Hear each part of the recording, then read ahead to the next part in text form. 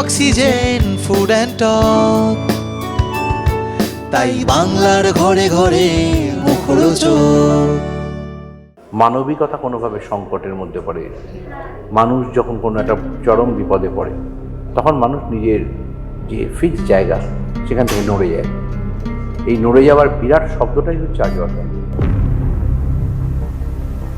একটা স্বামী স্ত্রী একটা গুমোট ঘরের মধ্যে চুপ করে বসে রয়েছে, একে অপরের সাথে কথা বলছে না, তাদের মধ্যে চূড়ান্ত অস্বস্তি, সেইটা বোঝানোর জন্য যদি পরিচালক একটা দীর্ঘ শট নীরবতা দিয়ে রেখে দেয়, দর্শক ভাবছে ড্র্যাগ করছে। একটা সানসেট দেখতে দেখতে যে ইমাজিনেশন কাজ করে একটা মানুষের, চুপ করে বসে থেকে যে মেডিটেটিভ একটা জায়গা মানুষের আসে, সেই জায়গাগুলো কোথাও কমে কমে যাচ্ছে। সেটা হলে তো ডিসেন্সিটাইজেশন হবেই, বিকজ আমরা নিজেদের ওয়ার্ল্ডটাকে একেবারে সংকীর্ণ করে ফেলছি। যেটুকু আমাদের দেখানো হচ্ছে সেটুকুর মধ্যে আটকে পড়ছি। আমরা বই পড়া বন্ধ করে দিয়েছি, আমরা কবিতা পড়া বন্ধ করে দিয়েছি।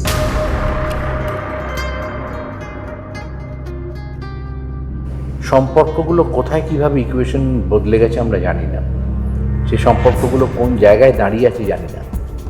সেইটার সাথে অ্যাডজাস্টমেন্ট, সেই বদলে যাওয়াটা যখন মানুষের সামনে এগিয়ে আসে, সে যখন দেখতে পায় আছে এটা এরকম হয়ে গেছে, তখনই কিন্তু তালগোল পাকাতে শুরু করে। তুমি নতুন করে ওটার সাথে আবার অ্যাডজাস্টমেন্ট শুরু করবে, নতুন করে ভাবতে শুরু করবে। তুমি যেটাতে ভেবেছিলে খুব জীবনটা থিতু হয়ে গেছে, হঠাৎ জীবনটা ধাক্কা খেলো, তুমি দেখলে তোমার পাশের মানুষটারই সম্পর্ক বদলে গেছে। মানুষগুলো চেনা কিন্তু মন আজও অভিমানী। কিসের খোঁজে? তারই উত্তর পেতে টিম আজও অর্ধাঙ্গিনী। প্রথমে তোমাদের টলি টাইমে স্বাগত, এবং যেখান থেকে এই ইন্ট্রোডাকশনটা দিয়ে শুরু করলাম, মন কেন অভিমানী, ট্রেলারটা দেখে মনে হচ্ছে প্রত্যেকের মুখে একটা মধ্যে একটা জমে থাকা থমকে থাকা অভিমান আছে। এই থমকে থাকা অভিমানটা খুঁজে বার করতে তো কৌশিক গাঙ্গুলি মায়েস্ট্রো। তুমি কি করে নিজেকে খুঁজে পেলে? খুব সুন্দর করে বললে, থমকে থাকা অভিমানই বটে। কারণ এই যে যখন আমরা অর্ধাঙ্গিনীর শেষটা দেখেছিলাম, তারপর থেকে তো 3টে বছর পেরিয়ে গেছে, এবং ততদিন তো এদের জীবন যেন থমকে ছিল, এবং কিছু কিছু অর্থে থমকে ছিলই। কারণ একটা অতীতকে পুরো সরিয়ে ফেলে নতুনভাবে জীবন শুরু করা, বা অন্য চরিত্রের ক্ষেত্রে নতুন জীবন শুরু করা, আরও নতুন আরও পরিবার পাওয়া, এরকম নানা রকমের পরিস্থিতির মধ্যে দিয়ে আমাদের এই ফিল্মের ক্যারেক্টারগুলো গেছে। তো সেই 3 বছর হয়তো দর্শক জানতে পারেননি, কিন্তু আমরা তো ভাবতেই পারি যে এই 3 বছর ওদের জীবন অনেকটা এগিয়ে গেছে। কোন জায়গাগুলো থমকে গেছে, কোন জায়গাগুলো বদলে গেছে, সেগুলো দেখার জন্যে আজও অর্ধাঙ্গিনী দর্শকের জন্য তৈরি হলো, এবং আমরাও আবিষ্কার করলাম এই ক্যারেক্টারগুলোকে নতুন করে।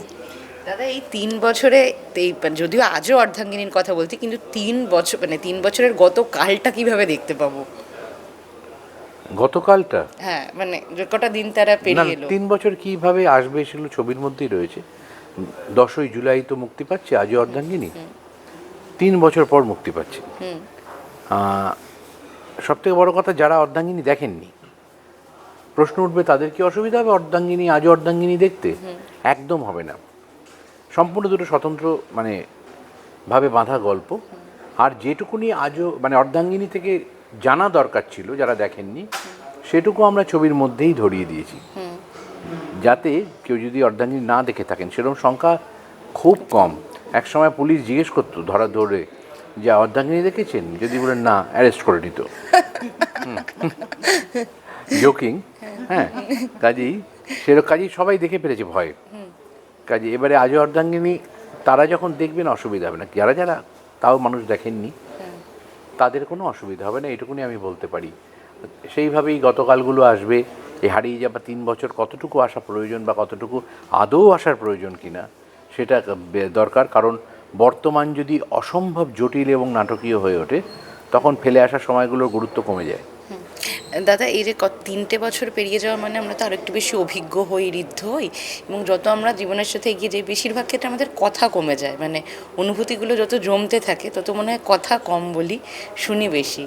এই চরিত্রগুলোও কি সেরকমভাবে ঋদ্ধ হয়েছে, আরও বেশি অ্যাডাপ্ট করতে, অ্যাকসেপ্টেন্স তাদের মধ্যে অনেক বেশি দৃঢ় হয়েছে? আমার ধারণা, হ্যাঁ। খুব সংক্ষিপ্ত উত্তর দেবো এই প্রশ্নগুলোর, কারণ জাস্টিফাই করতে গেলে আমার 10টা কথা বলতে হবে, যেটা আমি একদম বলতে চাই না এখন। আর বলবো যে কারোর জীবনে যেন এরকম পরিস্থিতি না হয় যেটা আজও অর্ধাঙ্গিনীতে ঘটেছে। আচ্ছা। শত্রুরও যেন না হয় এরকম পরিস্থিতি। কিন্তু সবার মধ্যে তো নিশ্চয়ই 3 বছরের অভিজ্ঞতা বেড়েছে, 3 বছরের একাকিত্ব বেড়েছে, যন্ত্রণা বেড়েছে। কিন্তু দূরত্ব কিছু কিছু ক্ষেত্রে খুব সেকেন্ডারি হয়ে যায়। যখন হিউম্যান ক্রাইসিস তোমার সামনে এসে দাঁড়ায়, তখন অফিসিয়াল ডেজিগনেশন এগুলো সব অদ্ভুতভাবে ফেড হয়ে যায়। যখন মানবিকতা কোনোভাবে সংকটের মধ্যে পড়ে, মানুষ যখন কোনো একটা চরম বিপদে পড়ে, তখন মানুষ নিজের যে ফিক্সড জায়গা সেখান থেকে নড়ে যায়। এই নড়ে যাওয়ার বিরাট শব্দটাই হচ্ছে আজও অর্ধাঙ্গিনী। এবং ও যেটা বললো যে কোনো আমরা চাইবো না যে কোনো মানুষের এরকম ধরনের বিপদ হোক, হ্যাঁ, যেটা আমরা আজ অর্ধাঙ্গিনীতে দেখতে পাবো।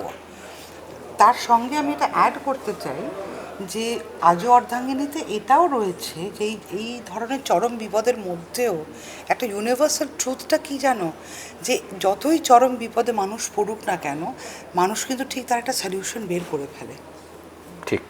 সব কিছু টোটালি সলভড হবে না, কিন্তু তার একটা সেই সিচুয়েশনাল জায়গা থেকে সেটাকে সলভ করার একটা এফর্ট মানুষ দেখাতে পারে, এবং কোন এক্সটেন্টে সেটা যেতে পারে মানুষ, যেটা অর্ধাঙ্গিনীতেও সেই ব্যাপারটা ছিল যে পরিস্থিতির শিকার হয়ে মানুষ কোন জায়গায় যেতে পারে এবং সেটা সলিউশন হিসেবে মানুষ কী কী করতে পারে, সেই ফিলিংটা কিন্তু আজও অর্ধাঙ্গিনীতেও রয়েছে।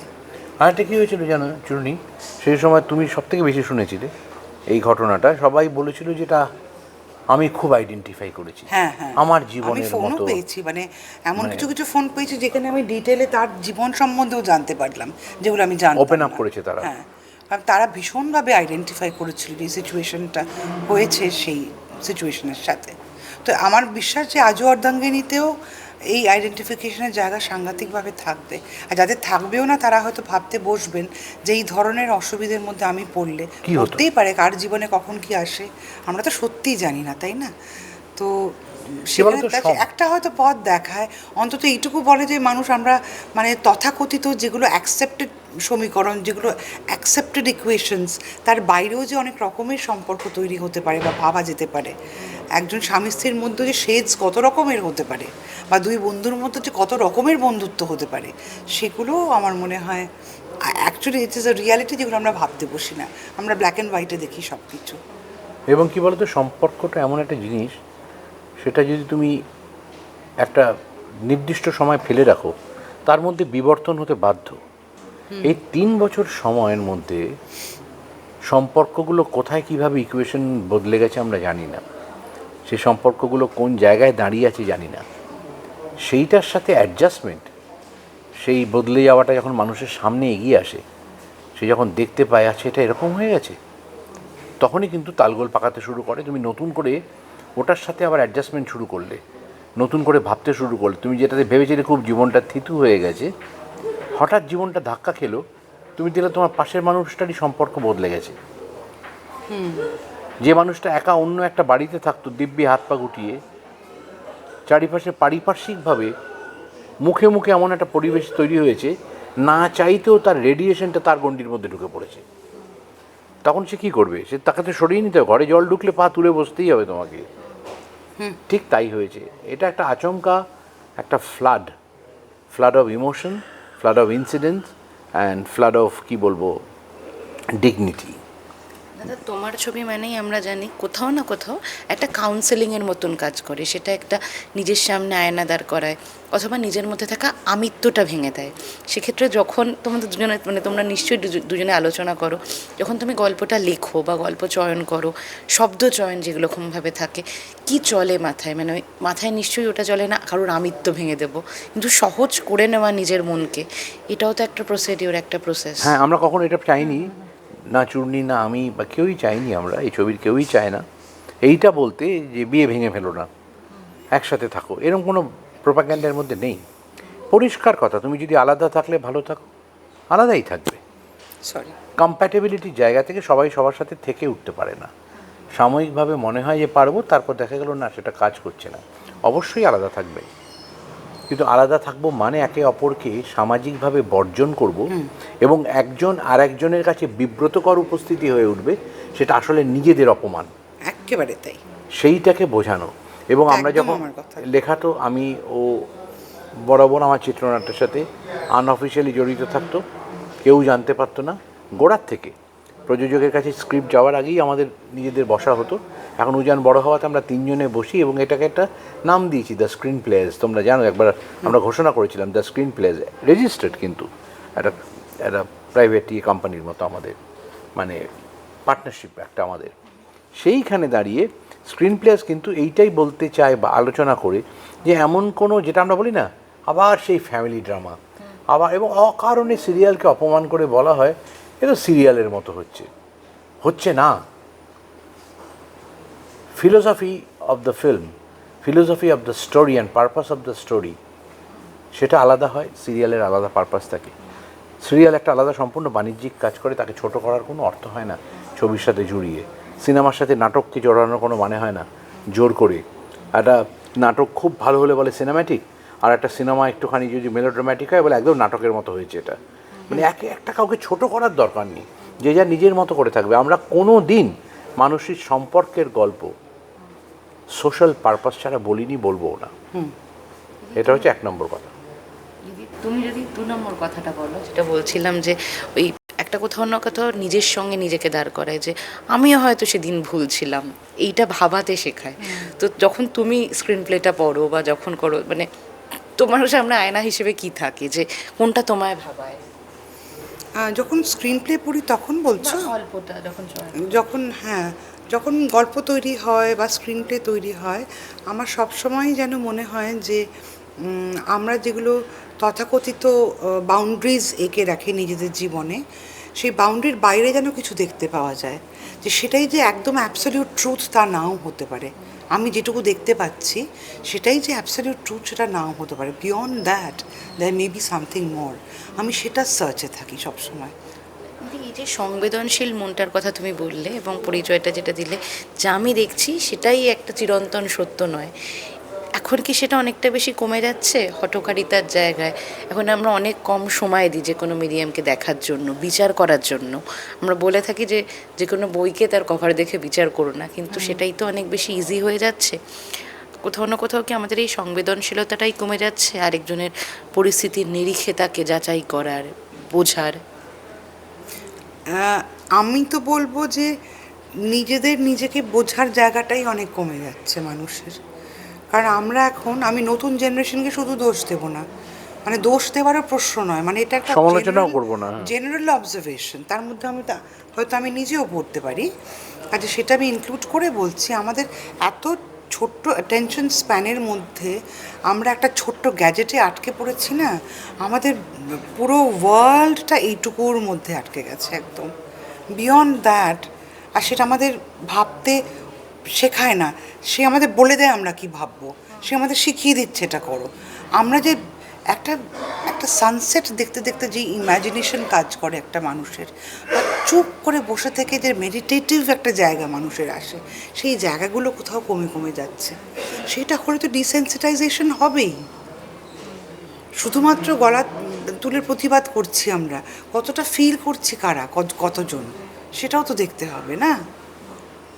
কাজে ডিসেন্সিটাইজেশন হচ্ছে আমাদের সবার, কিন্তু নট জাস্ট মানে বিকজ আমরা নিজেদের ওয়ার্ল্ডটাকে একেবারে সংকীর্ণ করে ফেলছি।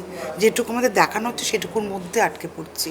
আমরা বই পড়া বন্ধ করে দিয়েছি, আমরা কবিতা পড়া বন্ধ করে দিয়েছি, গান শুনি বা শুনি না, টেলিভিশনে যেগুলো খুব ফাস্ট পেসড কাজ সেগুলো আমরা হয়তো দেখছি, ধীর স্থির ছোটোখাটো শর্ট ফিল্মস বা এমন কোনো ক্লাসিক্যাল পেসের কোনো কাজ, সেগুলো হয়তো আমাদের দেখার আর ধৈর্যই নেই। তো সেগুলো তো ভাবার জায়গাটা, আমার তত ভাবারও ধৈর্য থাকছে না। হ্যাঁ, যা কী করে প্ল্যান বল, এই করে একটা প্ল্যান দরকার। দুজন মানুষ জাস্ট বসে একটা সুন্দরভাবে একটা বন্ধুরা মিলে সব সময় কাটাতে পারে জীবন নিয়ে আলোচনা করে, সেটাও হয়তো আস্তে আস্তে হারিয়ে যাচ্ছে। আর কি বলতো, ছবি তৈরি হলে না শুনি সেখানে জিজ্ঞেস করা ডিউরেশন কত ছবিটার, কি দরকার জিজ্ঞেস করা? এটা ডিস্ট্রিবিউটার জিজ্ঞেস করতে পারে তার কখন শো দেবে জানার জন্য।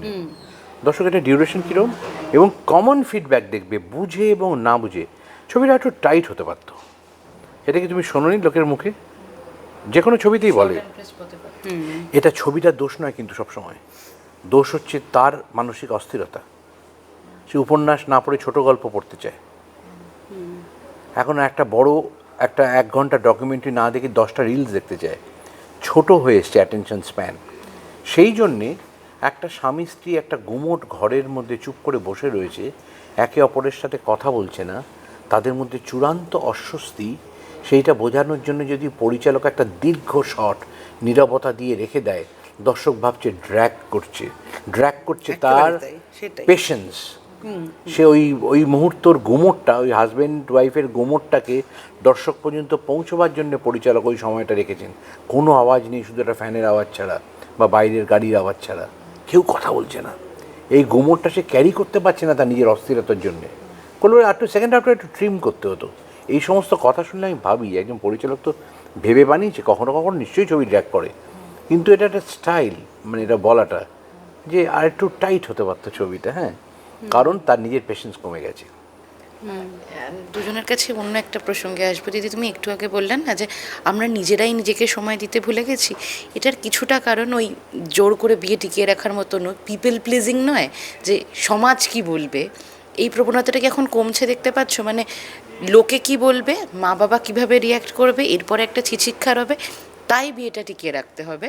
তখনই চলে আসে মনে নিচ্ছি না কিন্তু মেনে নিচ্ছি এই প্রসঙ্গটা। এই প্রবণতা কি কমছে না নাকি? না, এটা আগের, এটা প্রায় 20 বছর আগের সমস্যা। এটা এখন আর এটা সমস্যা নেই। যেটা টিকছে না সেটা টিকবে আমাদের না। জেনারেশন থেকেই কিন্তু অনেকটা কমে গেছে এবং আরও সেটা কমে যাবে। কিন্তু এই যে মানে আজও অর্ধাঙ্গিনী বা অর্ধাঙ্গিনীর ক্ষেত্রে বলো, দুটো জায়গা সময়কে একই মুখোমুখি করে দেওয়া, মানে সময় যখন সময়ের এগেনস্টে দাঁড়ায়, সে পরিস্থিতিটা তৈরি করতে হলে তোমার কাছে মানে কি চোখের সামনে কি ভেসেছিল, কিভাবে গল্পটা? দুঃসময় অসময় যাই বলো, কমন শব্দটা হচ্ছে সময়। হ্যাঁ, নইলে কোনোটাই কিছু করা যাবে না। কাজেই আমরা শুধু এই ছবিগুলোর সময়টাকে রেসপেক্ট করা, একটা সময় আর একটা সময়কে রেসপেক্ট করবে। প্রাক্তন এবং বর্তমান তারা রেসপেক্ট করবে একে অপরকে, কারণ তারা কোনো একটা সময় কোনো কমন গ্রাউন্ডে একই ভালোবাসার অংশীদার ছিল, তাই না? সেইটার জন্যে সেইটুকুকে রেসপেক্ট করা, আর কিচ্ছু না। সময়ের কথা যখন এলো, তাহলে তোমরা দুজন যখন আছোই, তাহলে একটা টাইম মেশিনে করে যাই। যদি তোমাদের সময় এটা বলা হয় যাদবপুর ইউনিভার্সিটি, এবং সেখান থেকে কৌশিকদা একবার বলেছিল দুজনে আলাদা আলাদা ঝগড়া করতাম, তারপর দেখলাম আলাদা ঝগড়া করে কি হবে, একসঙ্গে একটা বাড়িতেই ঝগড়া করা উচিত। এবার এই ঝগড়াটা মিটিয়ে কে নিত আর এখন কে মেটায়?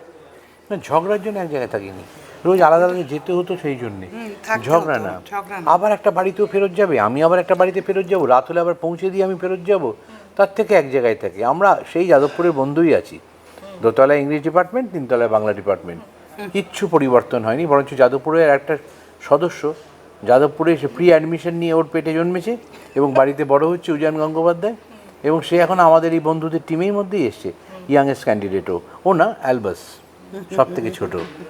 কিন্তু আমি শুনছিলাম তোমরা দুজনের পরিবারকে আগে ইমপ্রেস করার চেষ্টা করেছিল, না করোইনি? এমনি ইমপ্রেস করেন না, মানে বন্ধুত্ব।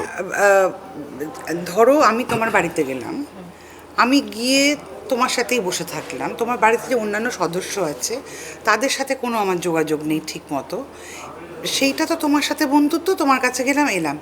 আমাদের দুজনেরই কেমন জানি একটা সহজাত টেন্ডেন্সি ছিল যে গিয়ে যে কোনো জায়গা থেকে সবাইকে নিয়ে তাদের সাথে সময় কাটানোর একটা। আমার দাদা বৌদির সাথে গল্প করছি, মার সাথে বা বাবার সাথে গল্প করছি, আমি কি ওর ঠাকুমার সাথে বসে গল্প করছি।